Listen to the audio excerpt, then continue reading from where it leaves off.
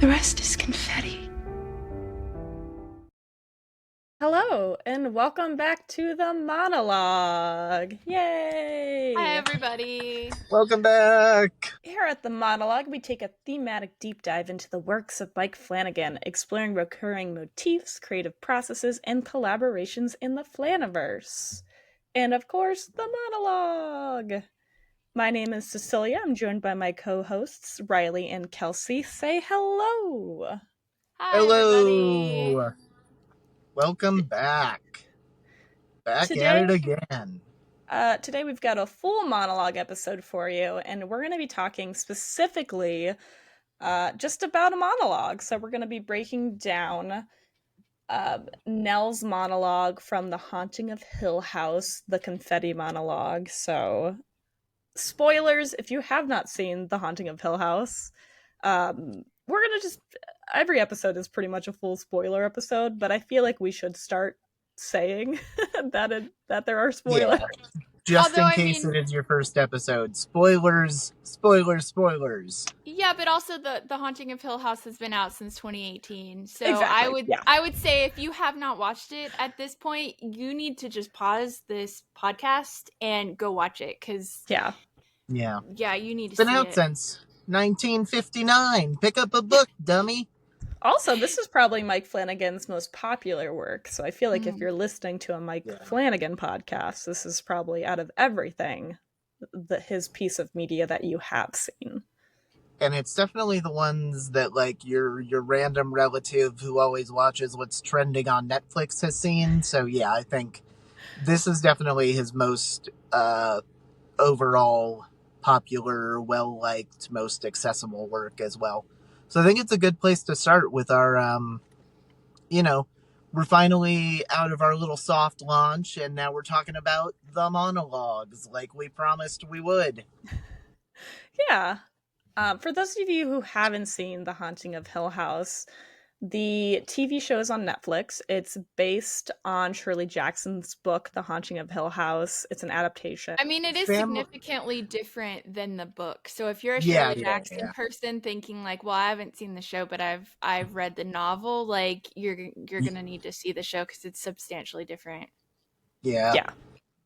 It's I would say less of an adaptation of, more of an inspired by, or like a reframing, because it does have technically the same characters. Like there's Luke and Nell and Theo, but they're now siblings, and there are some new characters as well. There's reference to the Crane family, who, if you've read the book, you know Hugh Crane and that guy in his creepy demon pictures and stuff.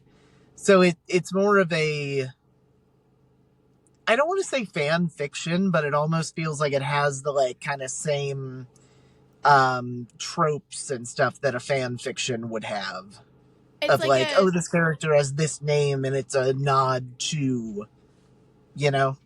It's like a spiritual successor. Like it takes kind of the Okay, essence there we go. of the original, but it's a wholly different story. Yeah, I think a reframing, a reimagining, keeping the same themes, keeping a couple of the same things, like the names of the characters, the house, is where you see a lot of the similarities. And of course, I think a lot of this is done not only because it's an adaptation of a sort, but also because it's a limited series. So it's not a, Robert Wise movie that's going to be an hour and a half. I don't remember how many episodes. 8 episodes? 10 episodes? Because 10? 8 Yeah. is the one where Theo has the breakdown monologue, 9 is screaming memes, and then 10 is where everything is resolved.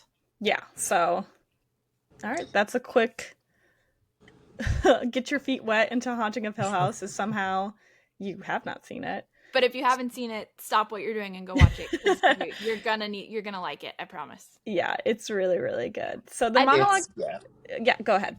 I was just gonna say, like, I don't think anyone that I know who has seen it has disliked it. And whenever I mention other Flanagan things, especially lately, telling people about the life of Chuck, and I'll say like, oh, it was made by like Mike Flanagan, people are like, oh, the Haunting of Hill House guy, Yeah. which I don't know how he would feel about being known like that, but the fact that people instantly recognize that is a good thing, I would say. Yeah, I think I think, so. yeah, it'll lead him to more stuff, and then it'll eventually be like, oh, the Dark Tower guy. And just, Someday.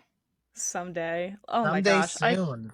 It's coming someday. Yeah. I don't remember what episode, or we were talking, I think it was during one of our mini monologues, we were talking about like Flana pitches, and we were just talking about doing Rebecca, and like we were talking about having to get the rights, and that's kind of how I feel about, I'm assuming, what Dark Tower must be like. Getting the rights for everything must be a fucking pain and a nightmare. Can I Yeah, make I believe it. a not so subtle plug for something that's related to that? Of Oh my course, god, always. yeah. So if you have been watching the show regularly, you were introduced to Eric Vespi, who was a guest on our Life of Chuck show. He is my fiance, but he's known for running a podcast called The Kingcast. And in the lead up to The Life of Chuck, they did a series of interviews with stars from The Life of Chuck, and then an episode with Mike Flanagan. And in that episode, he spends a decent amount of time talking about the current situation with the Dark Tower. So if your ears perked up when Riley said Dark Tower and you want to know what is going on with it, you can hear the latest information about the challenges and things that are occurring in that realm. But it is not dead. That's awesome, because I haven't heard the episode yet, and I hadn't heard an update, because I've heard, there have been more Carrie updates lately than anything, which is also very exciting. Yes. But it's nice, too. We were actually just talking about Dark Tower last night. My girlfriend was asking about if there were any, so we'll have to listen to that episode today. That is awesome. It is very much alive, but not anything that would be worth putting in headlines. So that's just why it's been quiet. Okay. But yes, that information is available on the Kingcast podcast. Awesome. And thank you. Shout out to Eric. Shout out to the Kingcast. Because as always. find them. They're somewhere. All right. Okay, so back to, sorry for derailing. But no, that was a great plug. Yes, thank you. And very related to what we were talking about. Whoa. Yeah, so the monologue we're going to be talking about today from The Haunting of Hill House is probably the most notable monologue, I would say, from the show. It's definitely got, I feel like, one of the most quoted lines from Mike Flanagan. And this monologue happens in the last episode. I believe it's in episode 10, yes. Everyone comes back to the house. Forgiveness is warm, like a tear on a cheek. Think of that and of me when you stand in the rain. I loved you completely. And you loved me the same. That's all. The rest is confetti. Man, that one makes me so teary-eyed every time I hear it. Every single time. Nell's monologue here has such similar themes to what Mike talks about in The Life of Chuck. It really is beautiful. Before we move on to anything, anyone who hasn't seen this show, a lot going on in that scene. Maybe we should do a quick little summary, because there's a guy dying on the floor. There's a tea party happening. There's a ghost wandering around in the room. A lot going on. So the show is framed in two timelines that are happening at the same time. We have the past, which is the kids you just saw, them as children, the siblings, and then them in what you just saw in the present day. And the show revolves around Nell, who is the character speaking and giving the monologue, her passing, and then them reflecting on their mother's passing. And there's a lot of ghosts, and the houses might be supernatural. And so the scene we saw happens at the end, where they all make it back to the house because the brother who's laying on the floor, the house is trying to eat, essentially. And it's them coming together. at the end. I don't know if that's a great summary, but I think it kind And of sums it up. The guy's it, got a yeah. heroin addiction. That's a big part of the story and why we're kind of all coming together as siblings, because Nell also has, killed herself. They've got to find him for the funeral. So that's yeah, kind of how we got here, at Nell least. is a ghost in this. She Yes, didn't get Nell this has in the passed monologue. away, and we have seen her dead body at this point, so we know for sure that she is a ghost. So the supernatural is confirmed real. Because I think in an adaptation like this, you kind of have to choose one or the other. Like the Haunting film and the book itself, it's really easy to leave that ambiguous. But I think making a hard stance was right for this series. And another thing about this monologue that is kind of important is if you've watched the series all the way through, this is like a big plot twist moment, because throughout the series you keep seeing the siblings in when they were younger, like in the earlier time period, in all these different rooms, and you don't really think about it at the time because it's like it's a huge house. Like there could be a tree house, there could be a game room, a playroom, a dance studio, like all these other things. So finding out in this moment that none of those really existed. It was like the house like putting on different shapes that maybe like only some of them could see. So that's kind of like a whoa, like that's crazy, like when you're finishing watching the series the first time. Which is so funny because episode 6, I think, Two Storms, is basically one long shot through the house, and but it's during the storm, there's so much chaos. If you wanted to, you could map out that house and be like, okay, I kind of know where everything is now. There's not enough room. And it still, I think, has blown everyone's mind that I have talked to. It's so well done, and like all of the twists and turns are just like revealed perfectly and set up perfectly.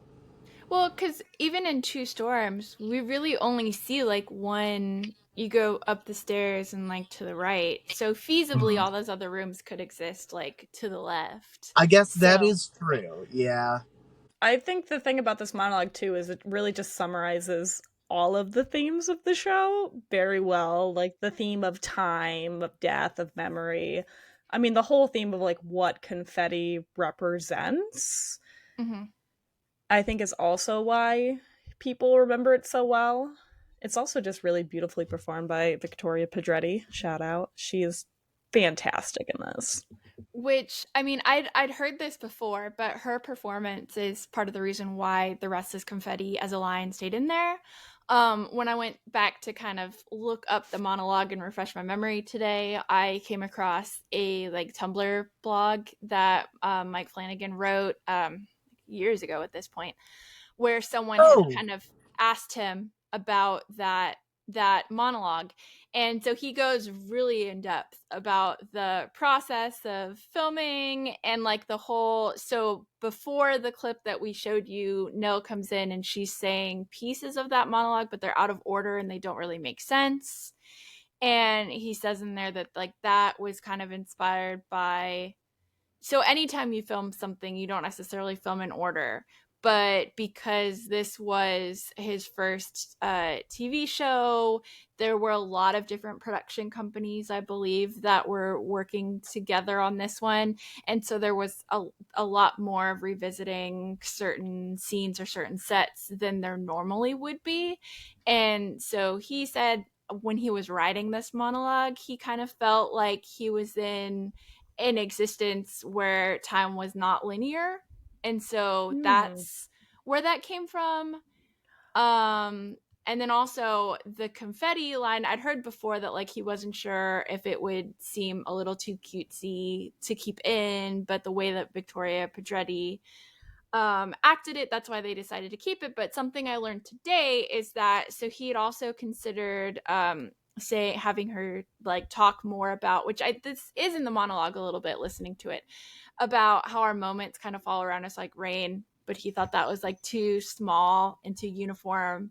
And then he'd originally thought of like having her talk about like snowflakes because those can be different sizes and they kind of flurry around, but he thought that would be too like plain, I guess. I can't think of the word that he used. Yeah. I feel like that's And it's kind of used a yeah. lot because of the uniqueness of the I'm And gonna so guess from Riley's reaction, and then we'll go back to your thought, Kelsey. Did you Okay. leave that? Did you ask Mike that question? You just heard No, smiling, Riley. but So I oh was like, no, that but seems like shout something you out would have done. no, shout Oh, out because of to the me Tumblr. Yeah. because Oh, okay. I'm the person, and I can find the screenshot somewhere, but I'm the one who convinced Mike to get on Tumblr because everyone was migrating from Twitter, and he was like, I'm gonna get on Mastodon, and I was like, but what if you didn't? I think it was technically the Horror Struck account though, so technically both of you get credit for that. It was the man behind the mask that did it. Anyways, not to I'm just a interrupt little you, proud of myself. Kelsey, please All right, continue. yeah. I saw your face and I was thinking that's what you were thinking about because you weren't the person who asked the question on Tumblr. I would have mentioned that if you were. No, I asked. I think the only thing I asked Mike on there was about the Midnight student Masters? films that he did, Oh, and maybe one day we can have Mike on to talk about them because I I don't think otherwise we're getting any access to. I may be in to possession those. of Ghosts of Hamilton. Oh, Street. Ghost of Hamilton Street's rad. If you can find it, do it. I think Mike would be okay with it. So back to the monologue. Yes. So Rain Yes. did not work. It was like too small and too uniform. Snowflakes was like a little too drab and plain and overused, like Riley said. And so something that I did not realize until today was he was thinking back to Violet McGraw, who plays Little Nell, and kind of if she were the one that was like explaining how things were nonlinear, a word that she might use that would be a little more like childlike and joyful, and that's where he came up with confetti. Not because Mike loves clowns. So he wrote it in the script and he still wasn't sure if it was going to work, and he says in the Tumblr blog, I don't know why I'm essentially retelling this because everyone can find it online, but anyway, he says in the Tumblr blog, he even showed it to Kate and he's like, do you think this could work? And she was like, well, I don't know, it's going to depend on the acting. And because of the way the Victoria Pedretti portrayed it, where it's like it comes across as very like heartfelt and joyful. She has that little smile when she says that line. That's why it worked and why it stayed in. So basically, if someone else had been cast as Nell, it might have just ended with like, I loved you completely, or like, you loved me completely and I loved you the same. That's all that matters. Like, it would have ended there. So because of her performance, we got that line that is now, if you look up Haunting of Hill House tattoos, I would say probably 90% of them are that line. I was going to say the exact same thing because Cecilia and I have been talking about getting matching Hill House tattoos at some point. I'm like, we have to avoid doing that because everyone does that. Maybe what we need to do is do like a little cup of stars. I think we need to do a Bly one, actually, is what we need to do. I do love Bly. Yeah, that's not as done, but we're big fans. Oh. But also, back to that, what you said, if anyone else had been cast as Nell other than Victoria Pedretti, I don't think the show would have been nearly as successful because she is the heart of that show. If you don't cast her perfectly, it falls apart. Yeah. Yes. I mean, yeah. I'm gonna a little plug for Kate Siegel's performance in Haunting of Hill House. I still believe that she should have gotten an award nomination for her breakdown monologue. But yes, like Kate's Victoria Pedretti did a great job. So many people in this show did a great job. This whole show got overlooked. Yeah, the fact that it did not get award nomination still baffles me. Probably because it's technically a horror show, and award shows hate horror shows. The acting in it is just like so many people give like such amazing performances, and I'm still mad about that. I'm also. If Hamish Linklater didn't win for Midnight Mass, then I have no hope for horror. It has slowly been getting better with The Substance winning, and Jordan Peele movies are more, acceptable. I can't think of the right word. We've been more moving award show friendly. Award show friendly. I am majorly crossing my fingers about, I won't spoil it because I know that the movie just came out, but Mark Hamill's monologue in Life of Chuck. I hope that gets nominated for something, because He it was was so much. that performance was just, he There's nailed so it. much good stuff in Life of Chuck. I think the only thing that hurts Life of Chuck is the fact that it's coming out in the summer. Fact that it came out the same time as the live action adaptation, which I put in quotes because, like, we don't have live action dragons for How to Train Your Dragon. Because a lot of movie theaters are like devoting like all of their screens, or like a big chunk of their screens, to How to Train Your Dragon. So that kind of annoys me. But I mean, it can still, I still think that performance is hopefully going to get nominated. And if not, it's going to become a cult classic and we'll all talk about it. I've Well, at like least Dr. heard. Sleep. Exactly. Okay. Like Dr. Sleep was considered like Dr. when Sleep. it came Yes, out. yes, yes, yes. But now everybody is like, it's a masterpiece. So 'Cause it is. Chuck, yeah, so Life of Chuck will be viewed, Ah! even if Yeah. it in the box office is not great, it will be viewed, I think, as a masterpiece, because it is. Do you It will remember? live on in our hearts. Or I guess not remember this. We weren't alive when it came out, but it's like when The Shining first came out, and everyone's just like, give it. It's the worst Give it movie 20 ever years. made. Boo. I love how you're like, remember when that came out, and then I proceed to tell a remember story about a movie 1980 that when we came were all out alive? before we were I born. phrased it weird. I was like, hold on, let me backtrack.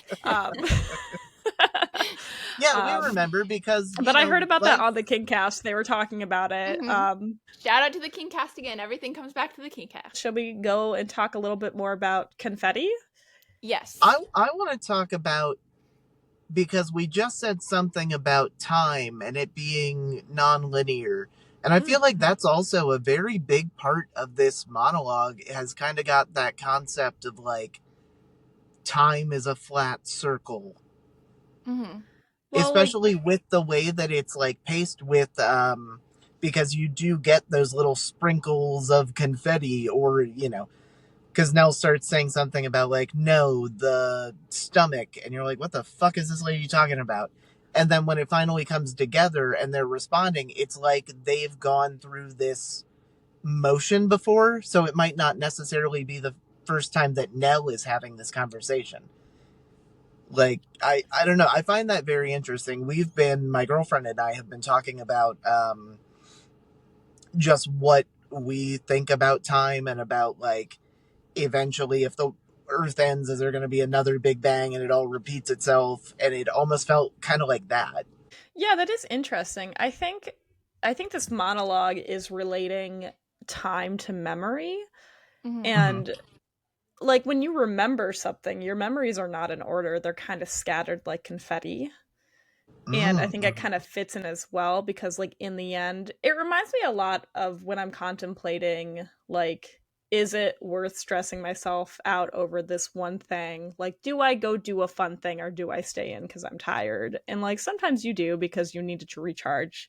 But then other times I'm like, I'm not going to remember that night that I slept in because I needed to, because I just couldn't be around people. I'm going to remember like going out with people, the times we had. And I think that's really what, the rest is just confetti is all about. Because in the end, those little things in life, the little things that happen every day don't matter. It's the moments. It's like Life of Chuck. It's each other and the love we have for each other and the things that bring us together in community that we really remember in the end. I didn't realize like how closely this monologue feels tied to Life of Chuck until we started like analyzing it, and now I'm like, oh my gosh, like all of my comments are related to Life of Chuck. They're kind of like sister films in a way, like, but different genres. Yeah. It's okay. You know what that reminds me of actually is the movies. My favorite movie in the whole world, Pan's Labyrinth, and The Devil's Backbone are technically sibling films, but I think Guillermo del Toro's Pinocchio, which is a way different genre, I think it would fit in that, like, it would make a perfect trilogy. And it kind of reminds me of that, of like just it's like Mike's life trilogy of like, these are the kind of through lines. But that's why I've always said that I think Haunting of Hill House has a happy ending, because of like this speech that Nell gives, And the same with Life of Chuck, which is just like this insanely optimistic film. And if you look at them, subjectively, they're so different. Well, arguably, I think Haunting of Hill House does have a happy ending. Spoiler alert. Although, again, if you Yeah. haven't seen it, go see it. Because like Mike has said, he contemplated ending it where it made it kind of clear that they were still stuck in the Red Room and that none of that really happened. And that would be a very Oculus style ending. The fact that Yeah. he chose to take the other route, that like they kind of did go, the other siblings kind of go and like live out their lives, and they weren't just like stuck in the Red Room. That's a very optimistic ending. Well, and I know a Yeah. lot of people do try to like theorize, but Mike has outright said That, no, that yeah. didn't happen, because I think it's Luke's second year of sobriety, and he's got like a cake, but the cake is red, and everyone's like, "Oh, the color red, they're in the room," and But he's the like, "It's window in the frosting, calm back is, down." yeah, the window in the back is not the, all he would have needed to do is put that like skinny window in the back that shows that it's the Red Room. And since that's not Yeah. there, they Or are like put a not. silhouette or a shadow of the door or something, but it would have been like more more obvious. This is, you can tell, like the song playing, the tone of everything, it's happy, it's good. They changed that iconic line of the line at the end of the book. Oh, The it's whatever like you walked there walked walked alone. alone. That's, hold on, let me hear. I can look it up. But yeah, it's like whoever walked there walked alone, like what Kel Silent said. Slade steadily. The line is almost exactly the same. So the line from both the show and the movie is, for the most part, Hill House has stood for 90/100 years and might stand for 90 more. Within, walls continue upright, bricks meet, floors are firm, and doors are sensibly shut. Silence lies steadily against the wood and stone of Hill House. And we who walk here in the book walk alone. In the show, walk together. So he literally just changes the last line and the years. The years are irrelevant. That's more of a story thing. I remember But finding I out people were mad about that, and I was like, no, it makes sense to change the line. They changed the like whole Oh, that tone of was the the ending. hunting. But I Yeah, thought that the actual line, I think it bookends the series because I might be remembering it wrong. But I think in episode 1, No, Steven you're right, says it the way that Walks Alone. he And does. so, yeah. So because it it's a line shows, from his book. yeah. So it shows like the progression of like when we start the show, the siblings are like very fractured, like the family is very dysfunctional, and then it goes Mhm. to like the end where it's like it's almost like Nell gave them permission to keep going on with their lives and not have to be stuck in that like in mourning, and then that's what leads to the change of like togetherness. It's very That's like nice. Coco. Yeah. Like even though the people Oh, die, like their memories live on as long as you remember, like you just keep remembering your loved ones and like they live on in you. Also very Life of Chuck. a very nice thought. And also, it's a really beautiful monologue about forgiveness and about how no matter how much we try as people, we are always to some degree probably going to hurt the ones we love in some way or another, whether it's minor or major. And this idea of like being able to forgive each other and know that your love is what lasts in the end, within reason. Well, another thing that I learned today that I think connects to this monologue. So I knew that like the filming of Haunting of Hill House was not the smoothest time. Like Mike has said, it's been very stressful and it was like very dark time, which almost makes me like feel bad to say that it's my favorite show. But anyway, I learned today that in a scene slightly earlier than this, when so all of the siblings are kind of having their worst nightmares happen, and then Nell saves them from it.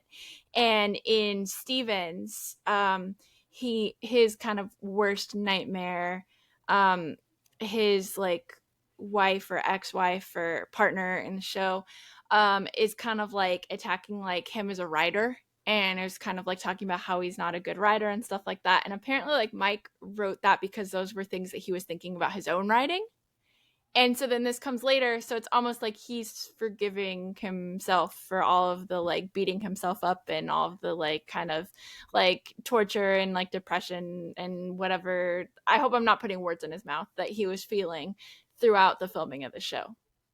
No, That's really I do beautiful. remember we were talking about this right before we started recording. In the Haunting of Hill House Blu-rays, Mike does the director's commentary, and I do remember, it's been a while since I watched them, but I do remember him talking a lot about the experience of it and how hard it was, and writing while because he was writing the show as While it they was were filming filming. it. Yeah. So So episode I cannot imagine how stressful and how much like imposter syndrome that must have brought on, especially with your like first big major network production. There's so so much stress. so episode 10, which is when Nell's The Rest is Confetti monologue is, I also read this morning, was written around the time that they were filming episode 7, which is like right after probably the most difficult episode to film, like the two storms with the super long shots. But then also Yeah. like that's just when you're starting to kind of bring things to like the conclusion where the siblings are going back to the house. So I don't know, take that for what you will. Oh, sorry, speaking of just the sibling dynamics, before I forget this, and the thing that Kel's just mentioned where Nell is going into their nightmare scenarios and kind of pulling them out, there was someone online on like Tumblr or Reddit or somewhere that pointed out with each sibling, the way that Nell like touches them is so specific, which is Mm-hmm. really interesting because touch is such a big thing in the show too, especially with Theo's character. And I don't remember what specifically is each interaction, but there's like someone that she just touches their face and someone she'll like grab their hand, and it just like, because you do get a lot of the sibling dynamics with Nell specifically, and it matches really well. So that was just super interesting to me. And with Theo in particular, Nell kind of like gets her permission before grabbing her hand and pulling her out, because their last interaction in person, she like pushes her hand down and forces her to kind of use her powers without her permission. So I thought that was an interesting, like, that now Nell has like kind of learned and is like giving her the space that she didn't in life. Oh, that's so beautiful. I Yeah, never that's a even really clocked good that tie-in. I'll have to go back and watch it because I never clocked the how she pulls them out specifically. Speaking a little bit more about forgiveness though, I think the part of the monologue where the siblings are also talking, and um I'm so sorry our last words were in anger. I'm so sorry that I didn't answer the phone, and I'm sorry if I didn't listen. I think it's just really beautiful because it is not only the things that you would probably want to say to someone who dies unexpectedly, Mm-hmm. but it's also the things that you want to try to forgive yourself for, I feel like, when you're in grief. And I feel like it's harder to forgive yourself than to accept forgiveness from somebody. I think this show too, just with grief in general, does such a good job of tackling each stage of it, that this like final stage we're in is acceptance, and it's just kind of letting yourself be forgiven, and it's a really really nice place to end. It makes everything kind of feel like it's come full circle. Like, I don't think that we would have necessarily, or like, I don't think the show would have necessarily been able to have a satisfying ending if it ended in a different way. Yeah, I agree. I think if we had had an Oculus style ending, I cannot imagine what my feelings on this show would be. Mm-hmm. It's I don't remember what theme we were talking about, but we did talk about Oculus in an episode, and I went back and rewatched it, and it just for me feels so much like we're talking about sibling films or Mhm. sibling media. It feels so much to me the sibling for Hill House. They feel very similar, the movies, um, but with completely different endings. Yeah, like I Oh, remember this, yeah. when I watched the ending of Oculus for the first time, it was like a little bit of like a jarring like shock to my system, and then the movie just ends there and I'm like, what? So Hill House was like that kind of nice like closure to everything. So yeah, I think Oculus and Hill House together, I mean, even though Hill House is a series so it's much longer, but I feel like Yeah. those would make really good companion watches. Well, Oh, for and sure. Mike has said that, like, yes, Hill House is a series, but Hill House is a 10-hour long movie. Like, I feel like that's one that is perfectly fine to binge because it basically is like, and I think it also has been compared to the It book and miniseries and that kind of like kids on bikes feel. Oh, yeah, and So, then the shifting yeah. timelines. Yeah. Yeah, so I feel like, yeah, it's definitely that and Oculus with the timelines especially have a ton in common. Yeah. It was like the trial run for this series almost. There is a really interesting part of the monologue, because I feel like the rest is following, and they're all very much along the same themes. But there is a part in the monologue. You're right. We've been in this room so many times and we didn't know. All of us. Mom says that a house is like a body. That every house has eyes and bones and stomach. And then she goes to describe what the house was to each person. Besides the obvious, like, us revealing the red room having been something different for everybody, what do you think the red room is supposed to be representing in this monologue? Maybe the red room is representing like things that we do that kind of like take our focus. So like escapism. Yeah, I couldn't think of the word, but Mhm. yeah, there you go. Because yeah, they're all things that they like their red rooms with the exception of Luke's treehouse, which Steve can see, so they kind of have a brother moment. All the other red rooms are very individual experiences. Yeah, I guess it is the confetti, right? Because the rest talks about all the themes and all the important things, and then we start talking about the house. So this is all the things maybe in life that we feel like at the time are important, but aren't really that important, because being by yourself is not important. Being together is what really matters in the end. I don't necessarily have an answer to what you just asked, but we have been talking about like sibling films a lot, Mm-hmm. and The Haunting of Bly Manor is like, I don't think it's described as a sibling show, but they rhyme, Yeah. you know? Um but in The Haunting of Bly Manor as well, the house is still kind of a body, and I feel like the kitchen in that show is sort of used as like the heart, and there's, the way that the rooms are used are very interesting in that as well, and I really like the consistency of that in both shows. It really, I think, adds to both of them and gives them a lot of depth. In the monologue, it could also be like not everything has to be a metaphor of something. It could just Yeah. be like this is the plot part of the monologue, to give you the twist. Um, Sort of related to the monologue, as far as themes. Do you think the only reason that Hugh does not have a room is because plot? Like the house is like somebody's got to be left alive to bring other people here. Well, I think his Hmm. version of the red room is just fixing things that are going wrong. So Oh, the okay. house doesn't need to give him a You're room, so it just smart. causes issues in the house. Yeah, you're Yeah. right. All the black mold. Oh, yeah, that's a big part of it too. Is that, are we all just having a collective hallucination because this house is full of black mold?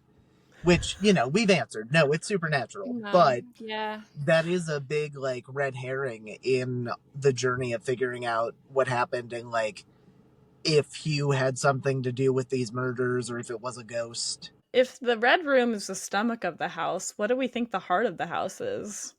Well, in Bly, I would obviously say the kitchen. The kitchen, yeah. Maybe it's just that it's a stomach. Like it pretends to have a heart, but in reality, it just consumes you.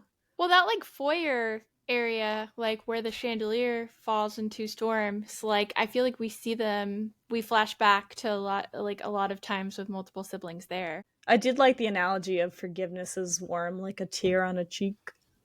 So soft. Oh, I mean, it gives you like a tangible reaction. And then, of course, I loved you completely, and you loved me the same. That's all. The rest is confetti. That's kind of like a good, like, if you were to kind of describe like life and like the human condition, like we have a lot of other things going on that maybe we think are important or feel important in the moment, but really it's just our social connections. Man, yeah. I really wish. I don't think there would have been a smooth way to put this in, but I really wish that, because that quote, the rest is confetti, ends up in Bly, part of it. Yeah, with Hannah and Owen. I wish that somehow Mike could have snuck it into Life of Chuck. I think it would have fit, and there was a point that I thought he was going to. But that being said, I do want to mention, and this is definitely going to be one that we talk about, probably dedicate a whole several hours to. But Erin's monologue in Midnight Mass, her very last one, she says something very similar, but I don't The remember the exact line, multitudes. but it's about like pictures Oh, or like Oh, fragments of pictures of, yeah, but yeah. yeah, it's very similar. So I feel like, yeah, there's a very I'm sure it snuck, the idea of it at least snuck in. yeah. Well, and then for like, this isn't a fully fleshed out thought, but as we were talking, I was thinking about the what's in here, like the you contain multitudes thing, and I'm like, what if like Hill House and all of everything that happened there was just in somebody's brain? Like that would be an interesting kind of thing to think about. And then I don't know. I've been thinking a lot so we saw the movie for the fourth time this weekend. Wow. And so I've been thinking a lot about like what does the universe that exists inside of my brain, like what kinds of people are in there, and like when I have a panic attack, does that mean that they have an earthquake? So I don't know. A life of Chuck comparisons are everywhere, I think. I want to Oh know yeah. whose head we're stuck in right now. Can we get them to the hospital? Dayton, probably, I guess. I don't know what's going on in this country. Anyway, on that note. Yep.